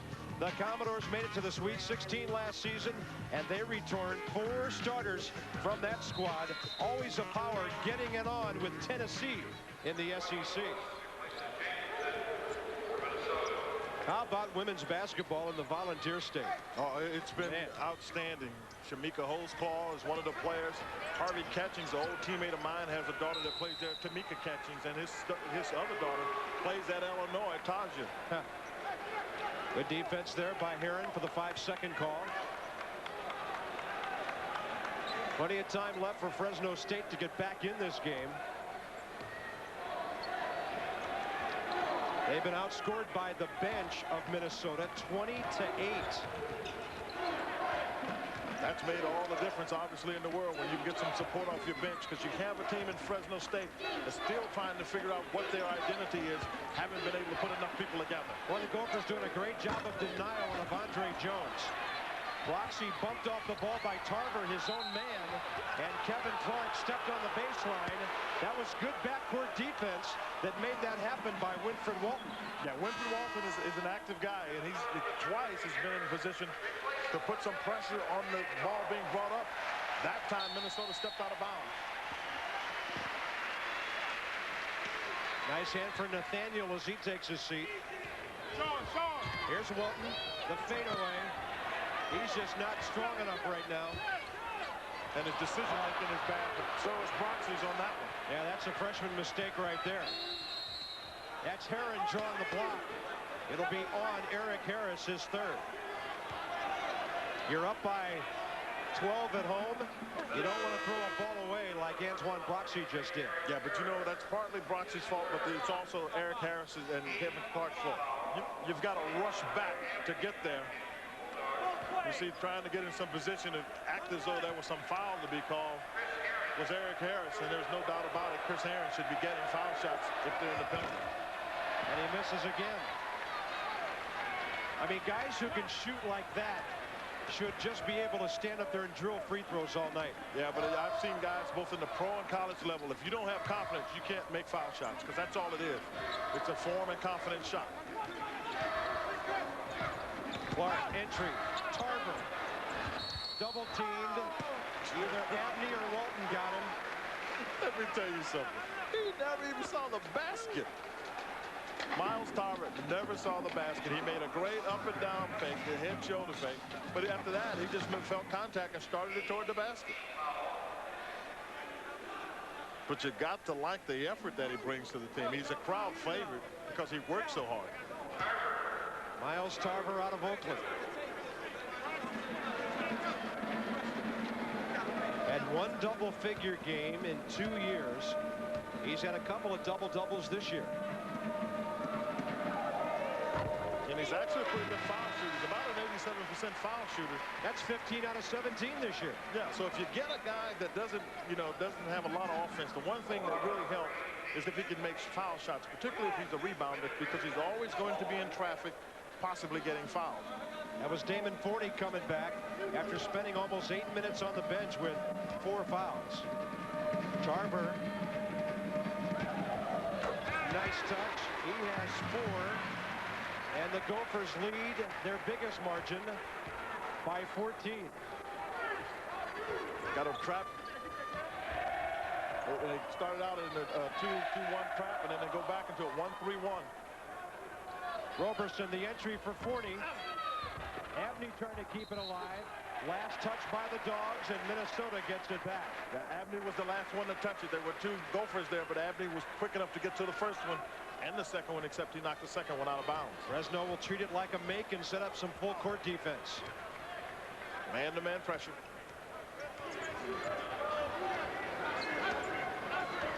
But you can see without Jacobson on the floor, if you got Clark, you've got a ball handler that can really get you through some of that pressure. Oh, no! A 360!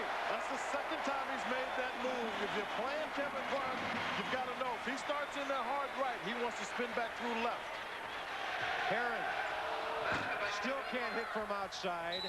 Last touch by Forney. And Chris Herren is now 2 out of 13. Well, he hadn't been able to get his shot, but Clark has. Watch him spin back. Help gets there late. Abney can't do anything. Here's Clark again. Leaves it for Harris. And he's fouled by Roberson. And that was a frustration foul. Because Roberson was back and thought he had it cut off. And Clark, who had been playing well and attacking the basket, had the defense coming to him and got it to Eric Harris. Well, Kevin Clark's the man of the night for Minnesota right now.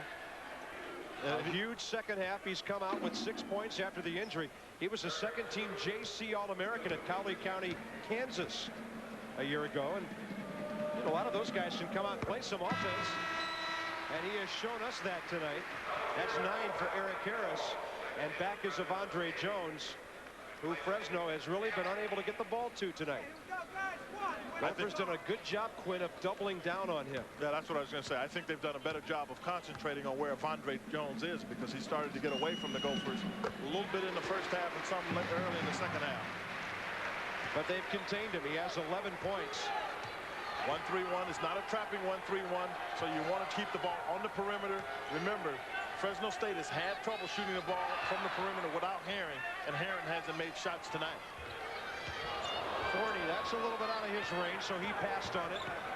Alston, dribble penetration, nice touch. Rafer with 9, playing with a bad knee. Clark again, 2-on-1. Oh, he went to behind the back with the fake on him, young fella. Go at him. Load up on him.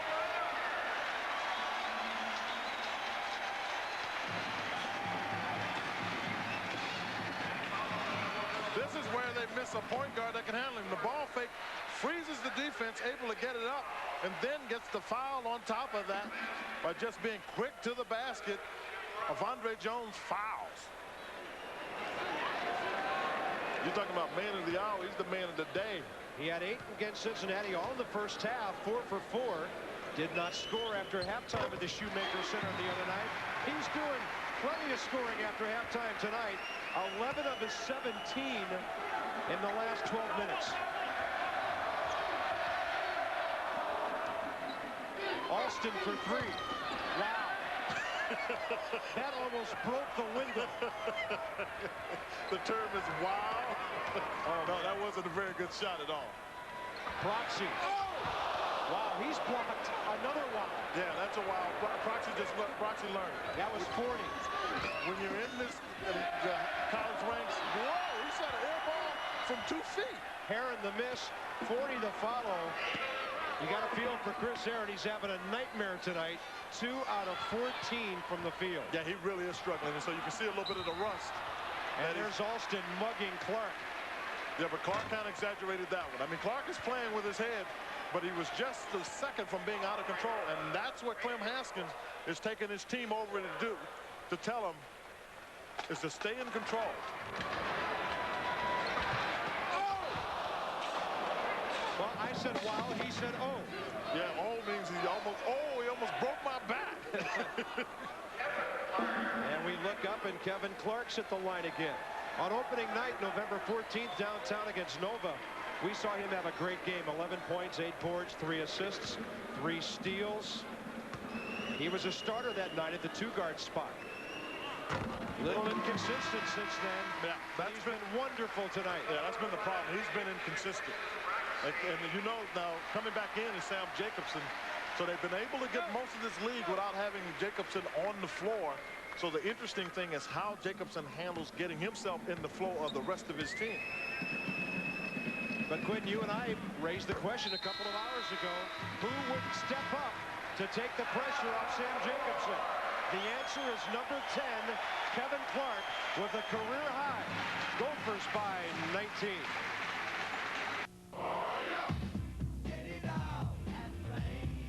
Name brand cross-country and downhill skis by K2, Solomon, Atomic, Elan, and Rosignol.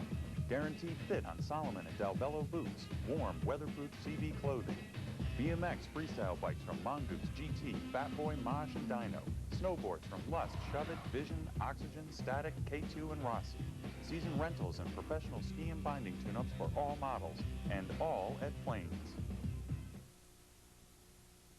At A.G. Edwards, your hometown brokerage firm, you'll benefit from knowledgeable investment professionals, sophisticated research, and more than 100 years of solid experience. Not all investment firms are alike. A.G. Edwards has grown into a company that's known for consistent attention to service, dependability, and doing what's best for you, the investor. Call A.G. Edwards, your hometown brokerage firm, A.G. Edwards & Sons, downtown Pittsfield. Put on your game face. It's tip-off time.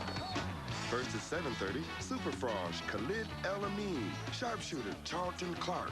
All the ingredients of a backcourt battle. Then at 9:30, Circle the Wagons, Matt Heldman and the Fighting Illini ride into Tiger territory. The Mass Mutual U game at 7:30. UConn versus UMass, Illinois, Missouri at 9:30. Tuesday, only on ESPN. Well, the Gophers certainly in the holiday spirit. I mean, we've seen some head-spinning moves from Kevin Clark tonight. Came in averaging 7 points a game. Tonight a career-high 19, which is also the Minnesota lead right now. Yeah, he's been strong. We, as you were saying, going to timeout, we wanted who was going to stand up if Sam Jacobson didn't. And Kevin Clark has been everything they needed. And the other thing he presents besides scoring is that he's a good ball handler, so you get an extra ball handler on the floor. Damon Forney knocks it down, 14 for him. That's 5 over his average, but he's not getting enough complimentary help.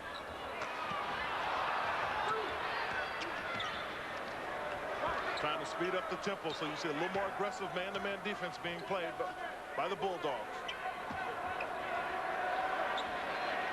Jacobson on the wing. Under 7 minutes to go. Gophers can be a little patient. Sam a little long with it. Straight ahead. Nobody got back. And Alston's all alone. He traveled. Can you believe that? The trail official got him.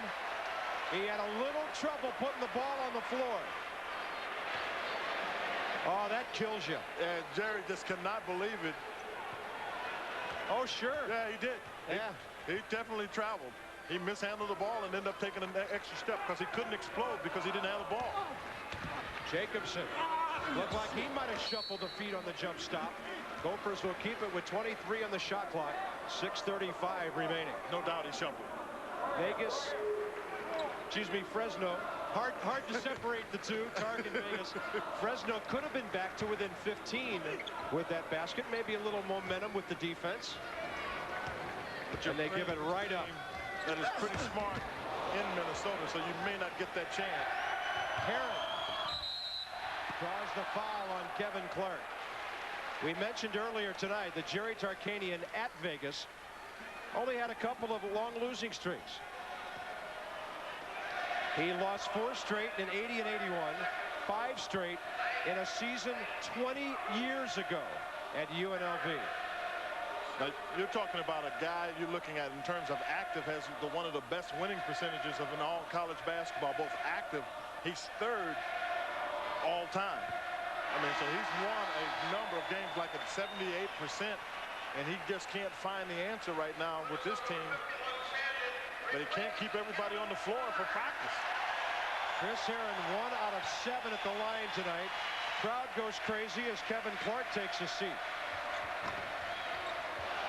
Chris Herren with 6 points this evening.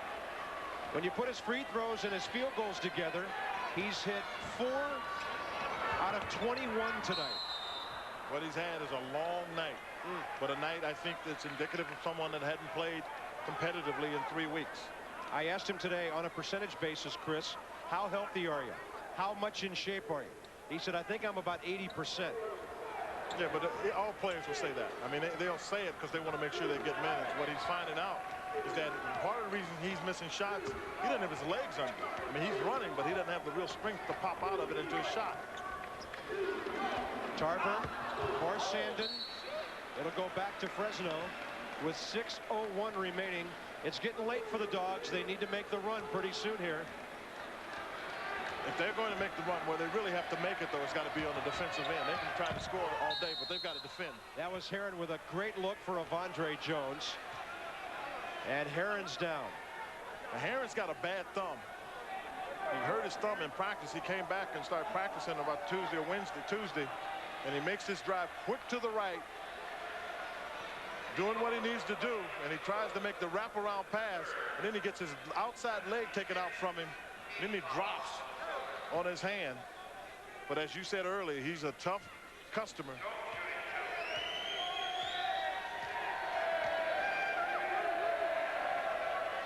Quincy Lewis with his 3rd foul, and Avondre Jones the miss. Yeah, Chris Herren got back to town Monday, practiced Wednesday. He was on the bench in street clothes Tuesday for the St. Mary's game. And that's his shooting thumb as well that he messed up in practice. That's 12 for Avondre Jones. 15-point game. Just under 6 minutes remaining. The kick for Jacobson. A smart play by Jacobson. That was, is that 40? If that's him, that's that should 5. be his 5th, yes. But Jacobson makes the play when he catches the ball. Watch him come across the rim to make sure that he can protect the ball or draw the foul. No question about it. You got to come across the back. What a hitting move there by Sam Jacobson. Well, 40 fouls out. We mentioned last year that happened to him 8 times, and Fresno lost 6 of those. And he's gone with 5:46 remaining after scoring 14 points.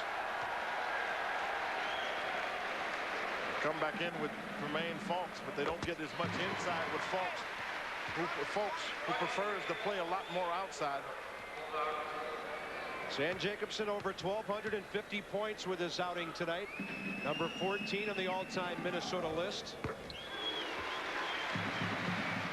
1,254 with that make. 6 rebounds for Damon Forney to go with those 14 points. Herren just can't control the dribble. That's rust. Yeah, that's just rust. That's a guy that hadn't played, and he's got his hands moving. That's because he doesn't have the feel for the ball. You know, I think he's probably taking that for granted. You cannot take this game for granted. Now Rafer Alston fouls out.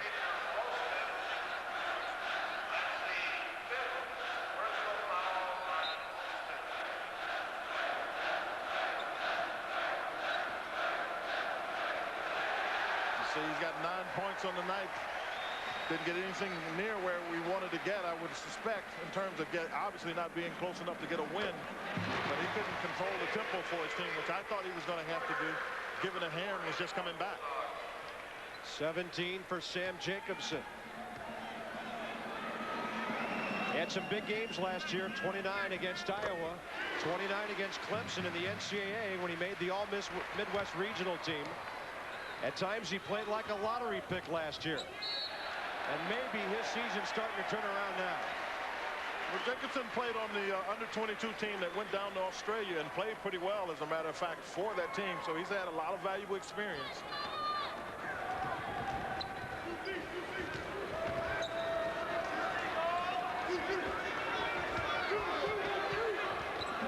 Tarver open. I knew it as soon as he let it go. And he doesn't take many jump shots. Miles has his average of 6. Herren keeps coming at him. And on the way up, a foul. On the drive by Tremaine Fawkes.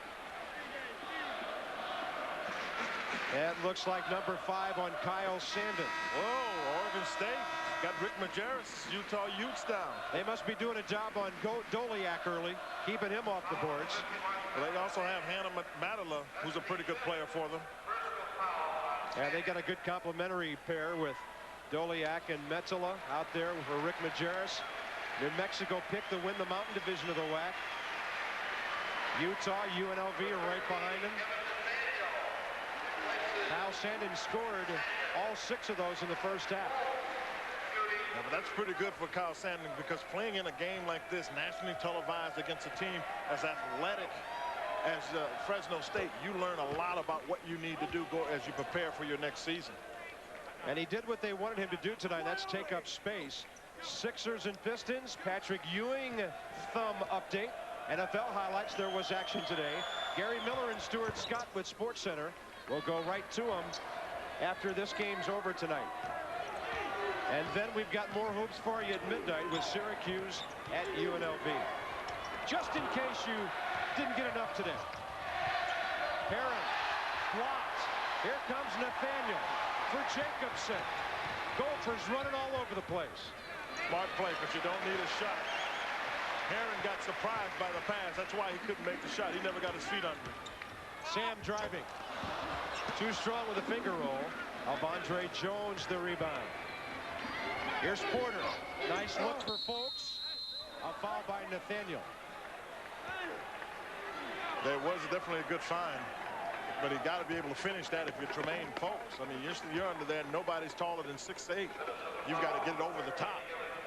Quinn, as you look at this Fresno team, obviously they've got great individual personnel. Can you get any kind of reading on them at all about what they're going to be like once they get together as a club?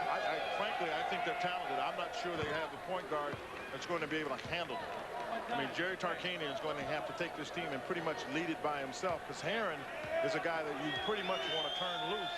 You really hamper him if you make him have to run the team. And Austin, as of right now, doesn't show me the capability of running the team. He can handle the ball, but running the team, he hadn't shown that capability yet. Now tonight, Willie Farley, who's normally a guy who backs up at the 2 spot, did not accompany the team because of the flu, they say. We heard that Monday he might be announcing he's going elsewhere. Yeah, he's a little disappointed about playing time, and has let some people know within the university that that's his consideration, is maybe to go somewhere else. They've got the ex-Virginia Cavalier, Courtney Alexander, redshirting. He'll be active next year with 2 years to go. And Willie Farley, the junior out of Farragut in Chicago, evidently doesn't feel like he'll have any playing time at all, so he could be departing as the Fresno soap opera continues. Well, what was interesting is he was starting. I mean, I don't know, because Chris Herren came back. I knew that was part of the concern, but he's starting, and there's really no need to worry about the next two. I think if you do your job, you don't worry about the other guys. Yeah, and I think that's what he did not understand. Good find. Oh, save from Harris. Wow. They are so unselfish tonight. And you can see the athletic ability of Jacobson to go underneath and throw that one back over his head. I did not expect Minnesota to be able to do this to Fresno. I knew if they could stay with him defensively, but remember, Fresno hadn't had a lot of time to put this team together. Tarver a foul behind of Andre Jones. That'll be number 3 on Miles. But we didn't figure that Chris Herren was going to go 2 for 14 either. I didn't know how well he was going to be able to shoot it. We've seen him shoot it much better. But Minnesota's been able to make a lot of plays like this one. Now watch, he goes up on one side and able to stay under control and just toss it back over his head for 2 of his 20 points. So Jacobson has been able to get himself going. I'll have to say the score is kind of widened enough that maybe he doesn't feel as much pressure to score, and maybe that helps. Well, I think you need a game like this when you're struggling with your confidence. Well, I don't disagree with that. They had one very close, like this in a sense with Cincinnati. I think what he's got to be able to do is not put so much pressure on himself to score. I don't think Sam Jacobson wants to be the star of the team. I think he wants to be one of the many players on the team, and they want him to be the star. Quincy Lewis with his 4th. Don't forget SportsCenter coming up next for all of you tuning in at 11:30 Eastern. Gary Miller and Stuart Scott standing by. We'll get it to them real quick when this one's over. But, you know, we're grinding along here. A lot of fouls. We've still got 3.5 minutes to play in this thing. And did you see they're all smiles over there? Jason and Jermaine Stanford right there. They're all smiles over there on that Gopher bench. 10 for Tremaine Folks. 3:32 remaining. Minnesota by 16 as they try to go over 500. Ready for the Edge pizza? Just take a deep breath and choose between 4 varieties of the new pulchritudinous pizza that take toppings to the edge. Then plunk down $8.99, close your eyes, and yell Geronimo. And when you're done, you'll be a man, my son. Have you been to the Edge?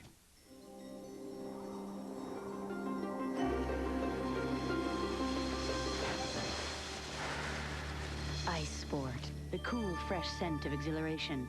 In aftershave and deodorants, new from Aquavelva. Will she say, I love it? You shouldn't have.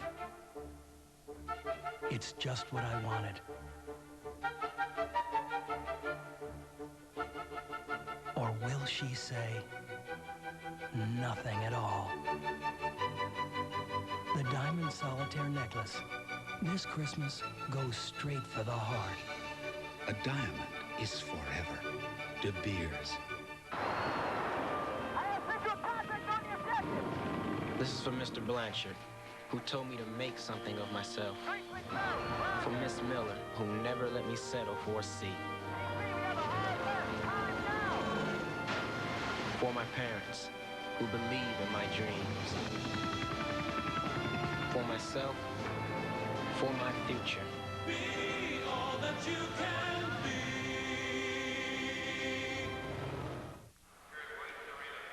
Minnesota won a school record 31 games last year, went 16-2 and winning the Big Ten. Lost Bobby Jackson, John Thomas, Courtney James, but the three who remain have done a pretty good job tonight. You can look at those numbers. Jacobson, we wanted to know if he'd score. He scored greatly.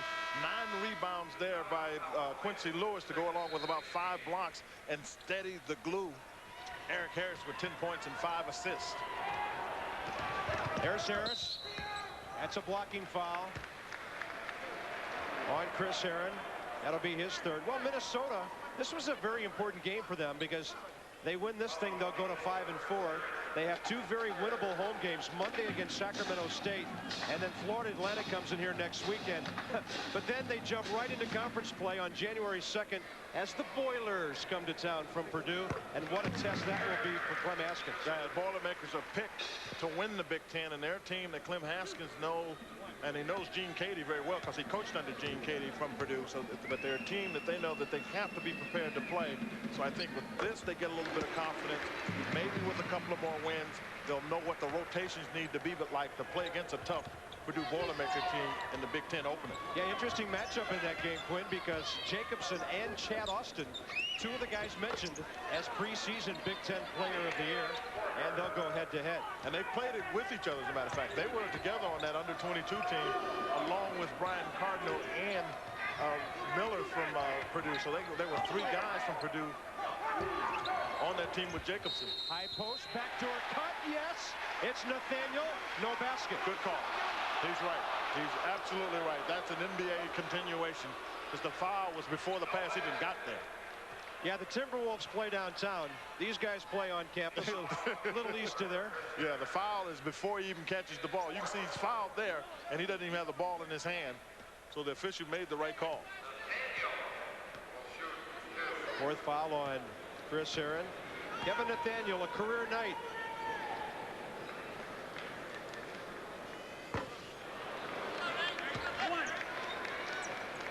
You've got to stay aggressive and give yourself some opportunities to make some plays. And if you can see, not only has Minnesota shot more, 36, but they've made more than their opponents have taken, 30-24, now 31.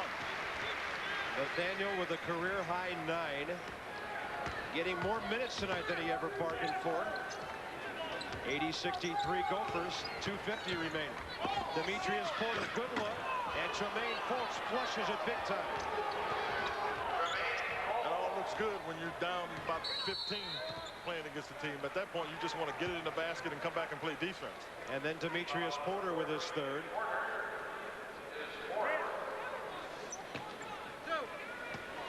Searching for answers is Jerry Tarkanian, trying to figure out what he needs to do in terms of patience with this team. And I think that's a big part of what Jerry Tarkanian has to be. You've got a team that hadn't been together. You've got to stay patient with them. I think the theme for his club right now is time will tell. But here's the other side of it, Bob. You've got to maintain some sense of confidence. I mean, they've lost a number of games in a row here. And as I said, they've lost some that I think these young people thought they should have won. This one, I'm not so sure they necessarily thought they should have won and could have taken. So they've got a confidence void there that has to be made up, as well as some experience and just time together for chemistry. 14 for Eric Harris. The look to Avondre Jones. Tark hasn't seen enough of that tonight.